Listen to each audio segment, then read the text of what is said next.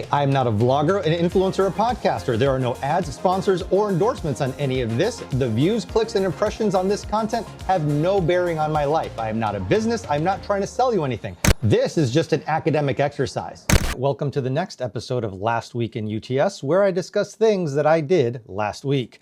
All right, I went to the airport and it was a very interesting trip. I actually went through several airports and I'm just going to talk a little bit about that. This is a lot of information, so I might have to break this up into 2 episodes. Let's get started. First thing, I get to the parking lot.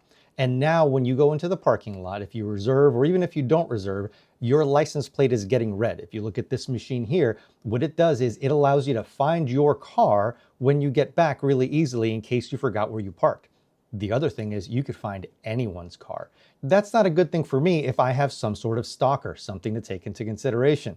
Next, after you've parked your car, you have to check in. But did you know that even check-in processes for a lot of major airlines, in this case specifically Delta and United, are starting to incorporate facial recognition, fingerprints, and other biometric data into the check-in process? Right now, it's optional and meant to expedite your airport experience, but pretty soon, in my opinion, it might be mandatory. And this isn't really just going to expedite your experience, it is going to expedite their data gathering, processing, and it's going to enable the Matrix and Skynet as we've discussed in previous videos.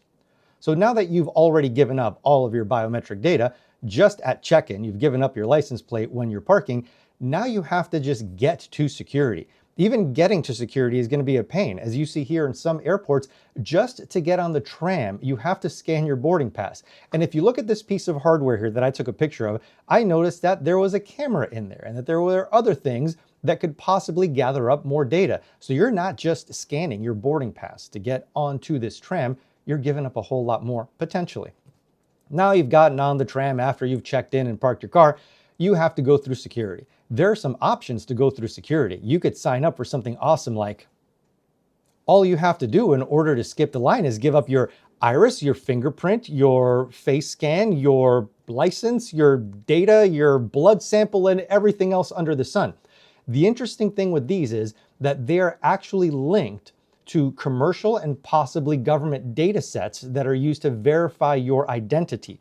So all of these things that are already out there that a thief or identity theft person can use to make your life miserable are now combined with biometric data and stored in very similar databases. Sure, they're following industry best practices, they comply with all regulations, et cetera, et cetera. I don't think those regulations and industry best practices go far enough, and I am not comfortable having my data in any of these.